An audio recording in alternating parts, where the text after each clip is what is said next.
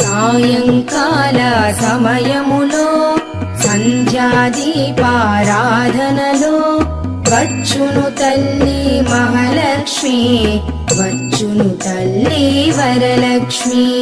కాళ్లకు గజ్జెలు కట్టింది, మెడలో హారము వేసింది, పిలచిన వెంటనే పలికింది, అడిగినదంతా ఇచ్చింది.